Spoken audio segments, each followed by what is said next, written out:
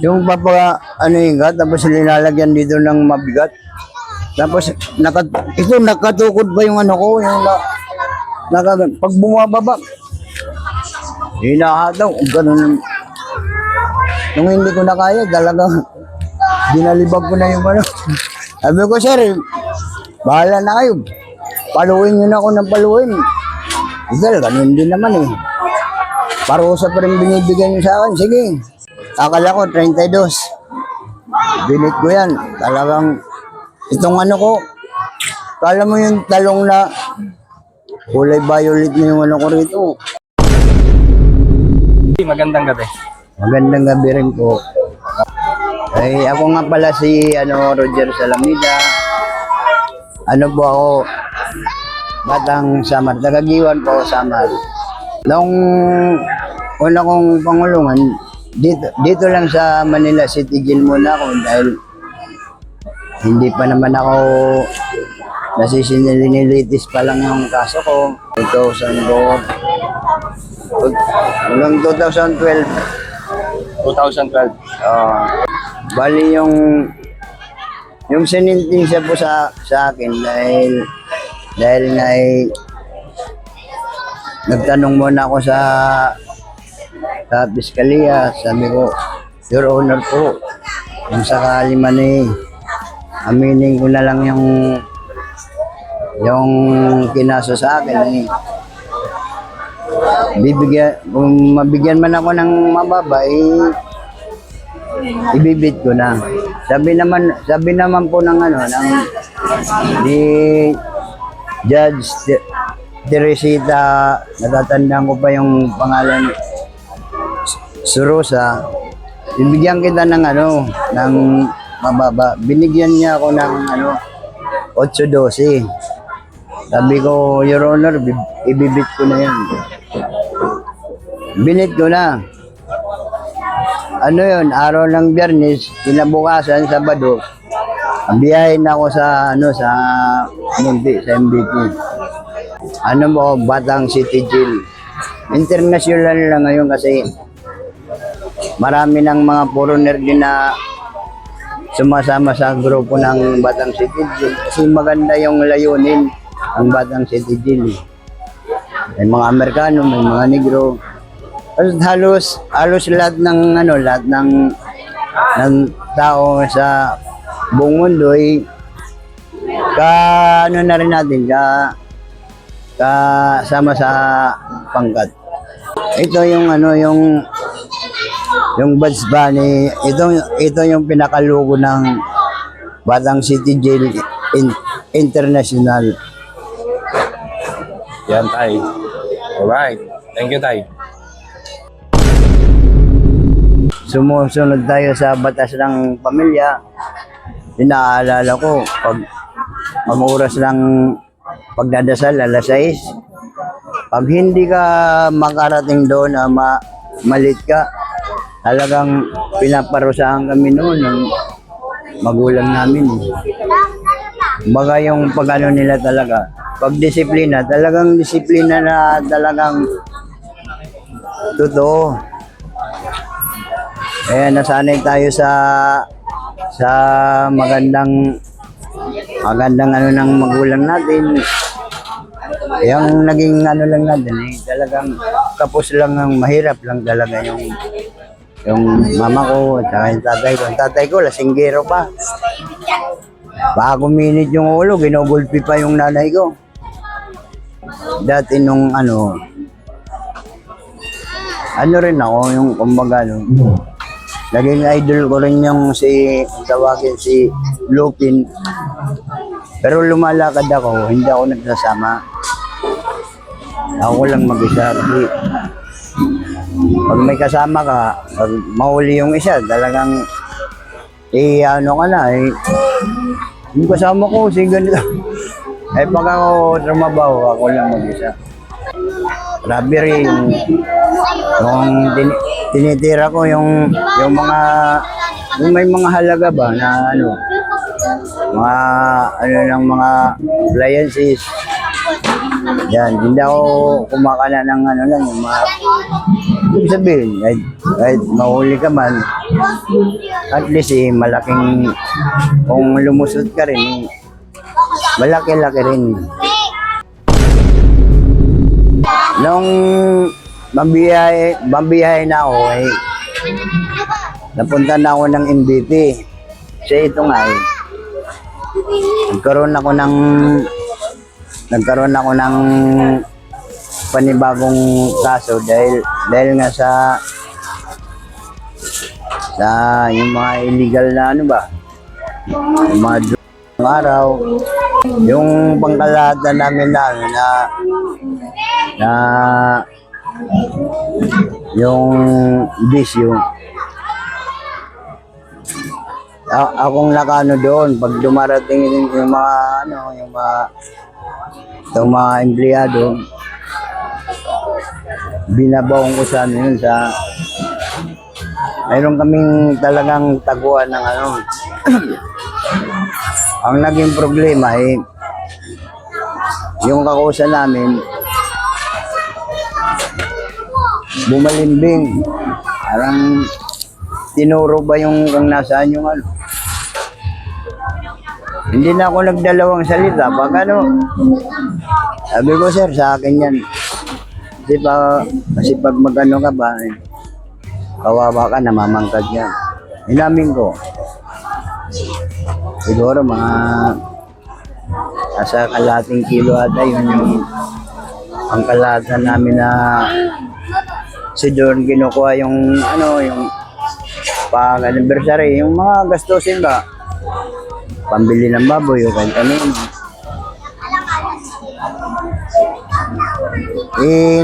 Inano ko yun, yung kumbaga binit ko lang. Kaya, nabartuloy na ako. Bukod pa sa bugbog ng, ng mga empleyado, talagang wala na akong dinamay na yung mayores namin o sino man na nanungkulan. Pero talagang bugbog sarado ang puta.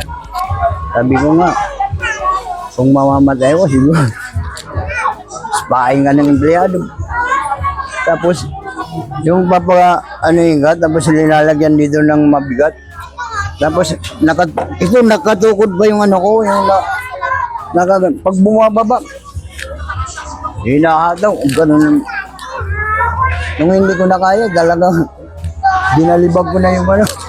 Sabi ko, sir, bahala na kayo. Paluin nyo na ako ng paluin. Dahil ganun din naman Parusa pa rin binibigyan nyo sa akin. Sige. Ang ginawa ng empleyado, tinawag yung mayores namin. Pinakala na lang ako 32 doon sa opisina.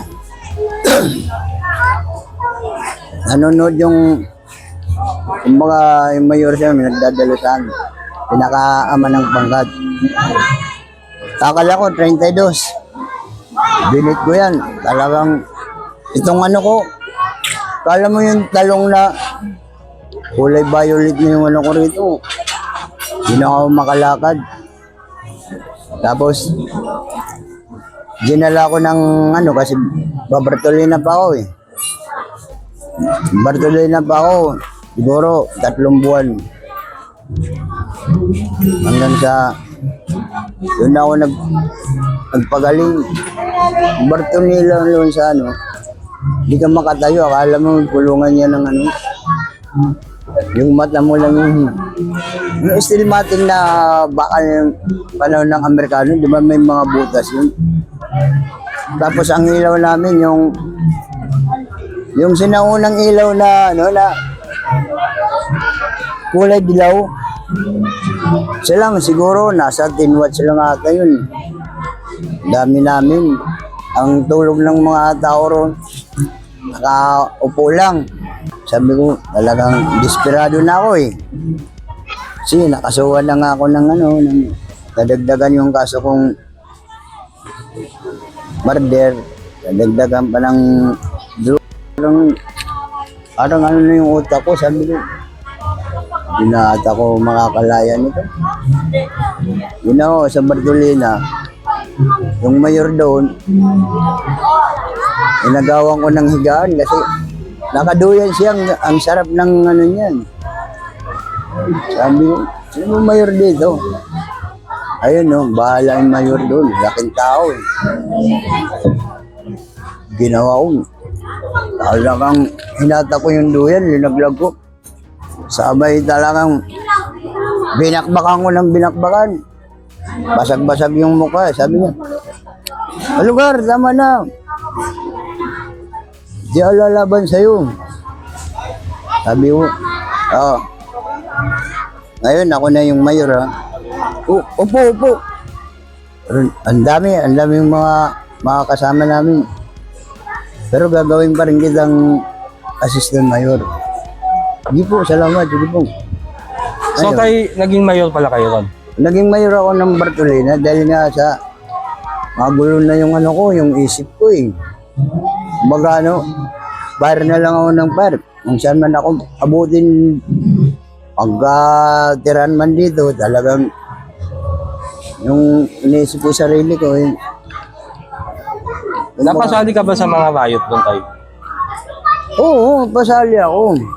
Ang unang riot doon, nung komando at saka bahala, ang naging ano naman, kasi nasa gitna kami, batuan lang. Hindi nga sana kami sasali doon.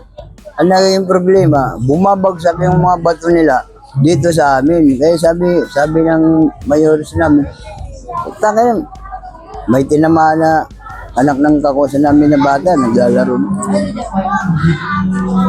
Bakbaka na eh.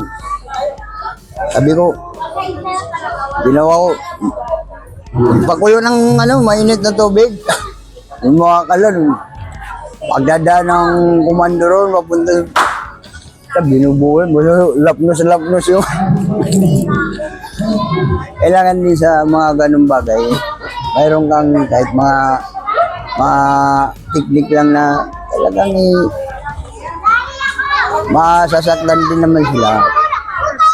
Ay sabi po, talagang itong mga BCG, talagang magagaling sa biroon mo, kami nakaisip doon yung tubig na mainit eh.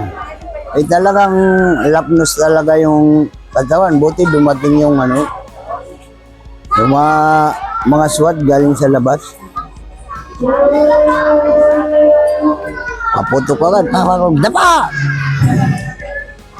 Dapa ka, pag sinabing dapa, kahit yung ulo mo, huwag mong kailangan nakaano ka eh. Kasi pag gumalaw ka, babakbakan ka. Nangyari na sa sa MVP. Basketball, yung championship ng yan eh. Ng BCG at saka yung GI. Nagkaroon ng gulo. Siyempre marami nanonood eh. May ibang pangkat. Unang nanunto kasi yung yung sa laro lang ba? Kasi laro doon, ang dami rin magagaling. Akala mo, mga PBA, ang lalaki ng posta eh. Yun. Dito naman nanonood, naglabo-labo na lahat. Hindi mapigil ng ng DOJ sa pamunuan ng MVP. Tumawag ngayon ng backup. Dumating din yung mga SWAT. Si may Ronnie, ang tulad yung intercom, talagang dinig lahat. Oh, dapa! Mayroong isang galing probinsya atin na gumanon pa yung ulo. Tinira, basta talagang tanggal ito.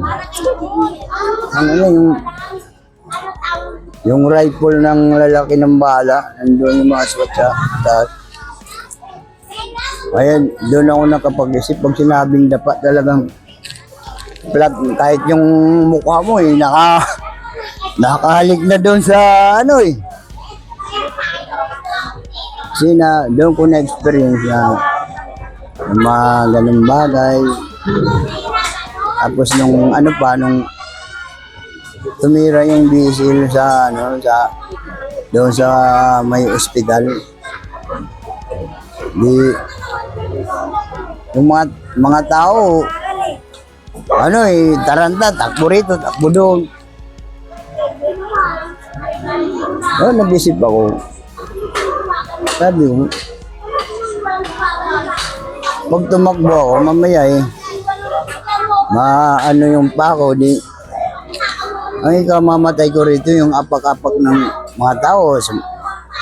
Ilang bilang ko doon. Ano kami? Nung kasalukuyan, umabot kami ng kulang-kulang 13,000 sa buong maximum. Sabi, ang ginawa ko, tuwing magrarayot doon, sumasandal na lang ako sa ano, sa pader ng ano, may ano ko, diyan sa may harapan ko, may naka, ano na, yung talagang malalaking tipak na bato eh. Sinisip ko, pag may lumapit sa akin, natural eh, kalaban na yun. Lalapitan ka ba kung kilala mo naman yung mga kakusa mo eh. Habang nagrarayot, ang daming sugat, ang daming mga tulunggis na yung iba. Takbo rito, takbo roon. Eh, sa banggaan lang, tumitihaya yung isa, sabay apak-apakan. Ilan namatay doon, yung mga senior na, 3. Kasi maawa ka rin doon sa yung mga matatanda na yung mga kaso, mga karumal-dumal ba. Minsan niya, ako na yung nag-ano, tay, ako na mag-i-give, kasi nung nandun ako, nanungkulan ako, napunta naman ako sa yung sa ranchero. Lumaya yung kakusa ko di taga Quezon City.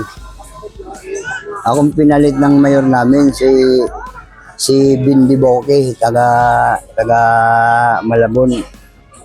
Sabi sa akin, Sir, ikaw na yung ranchero ngayon ha. Sabi ko, sige, hindi ka naman pwede tumanggi. Kasi mga mayor na gano'n. Sige, yun. Kaya inaalagaan ko doon, yung mga senior na matatanda na.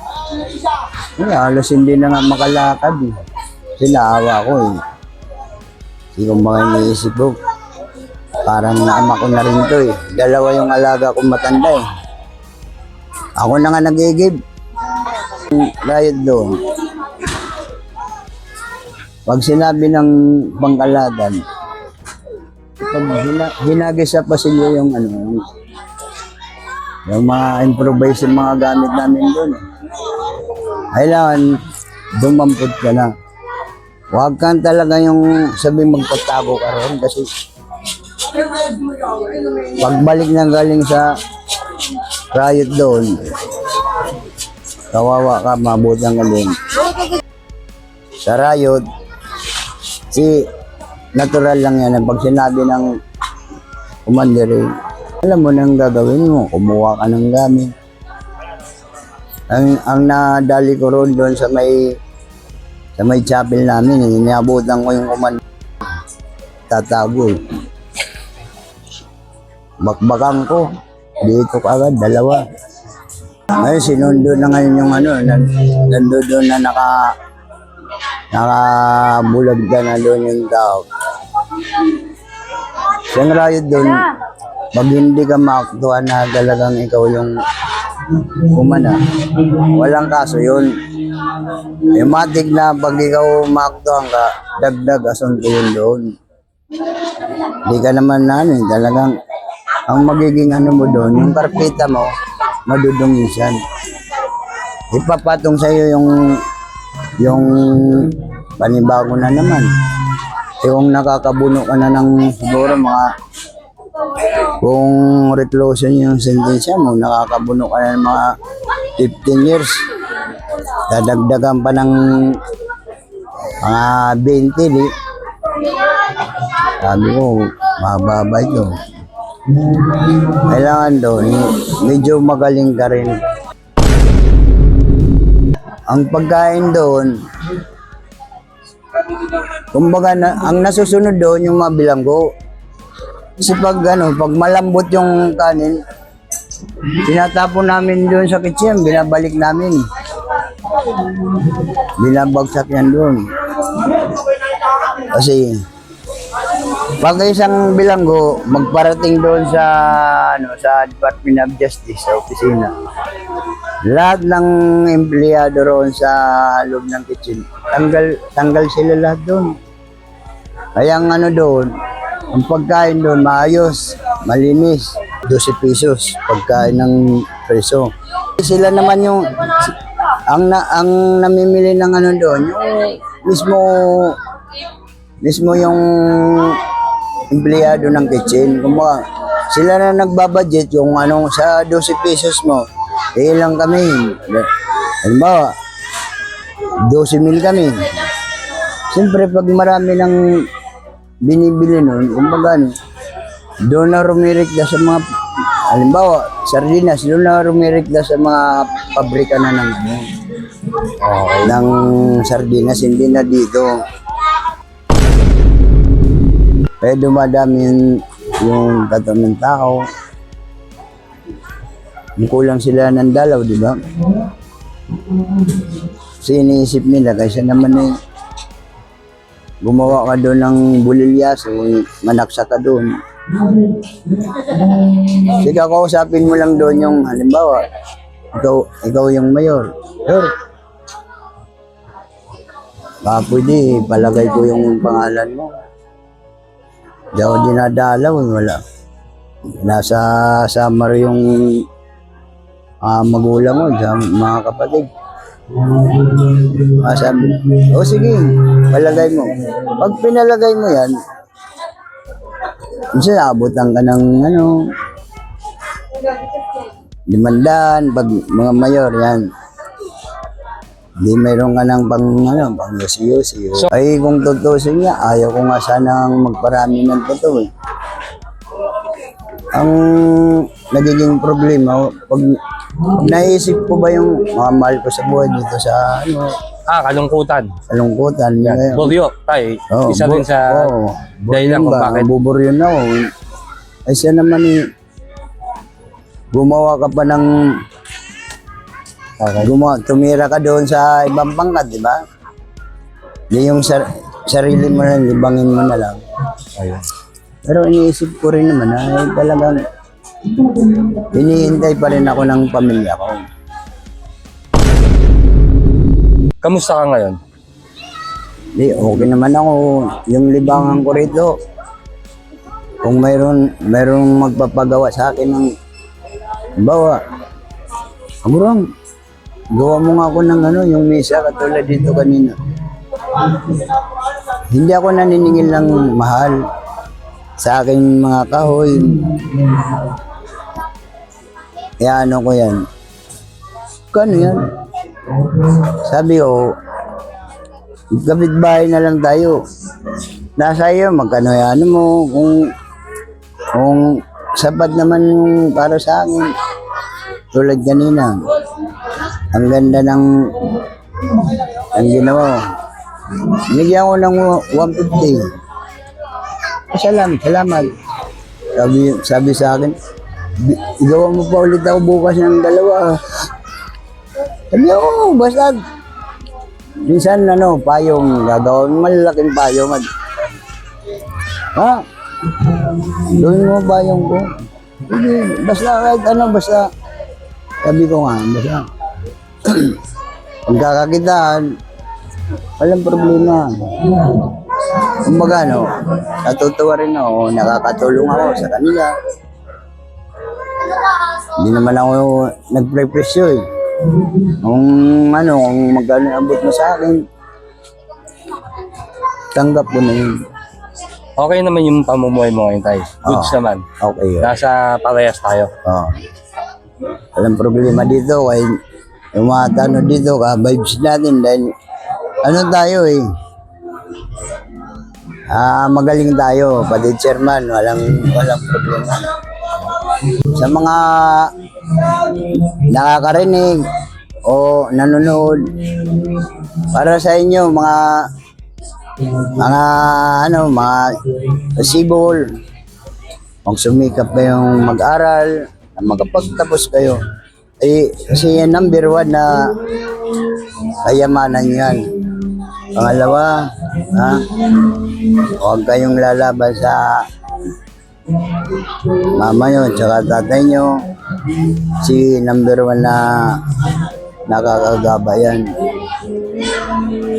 Saka sa mga nakakatanda mong kapatid, huwag kayong kasi pag hindi kayo makapagtapos ng pag-aaral, diyan nag-uumpisa na mapabarkada kayo hanggang sa una muna,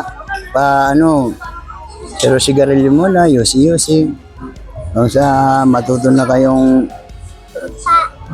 mag-inom, hanggang sa matuto na rin kayong magbisyo. Pag wala ng pambisyo, yan, makakagawa na kayo ng hindi maganda, hold up po, anuman, na pagkakapirahan. Sana naman mga anak, ito lang nasa puso ko sumikap kayong mag-aral. Saka huwag niyong kakalimutan na number 1, yung Panginoon natin, Yung number 1. gumagabay sa atin lahat. Yung? Salamat. Salamat. Thank you. Sa mga kakusa ko naman, mula sa MVP, Sampaguita, kaya sa Colonia man, mga kusa, ako po si Roger Salamida, galing pa ako ng Porcito sa MVP. Siguro naman, kung sino man na galing sa Butas, kilala niyo ako. Sa City Jail po, sa sino man nagdadala dyan, Mayor, o sana naman yung mga kakusa natin dyan na maliliit, na walang dalaw, alam natin yan. Ang kakusa, minamahal, inaalagaan. Yun lang po, salamat.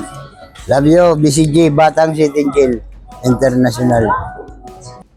Yon, Tay, magandang gabi at maraming salamat sa gabing pagpapaunak mo. Sir, Nilboy, parang mga kayo Nilboy yan, ito ang nagbangga para makakilala ko si tatay. Kung kaya, paulit-ulit kong sinasabi sa inyo na kung sakaling magkikita tayo, ang gusto ko sa laya, wag sa bilibid. Kaya naman sa lahat ng naniniwala at sumusuporta kay Bosyo, kay Chairman, kay Tatay, pagpalain po kayo nawa ng pong may kapal. Peace out!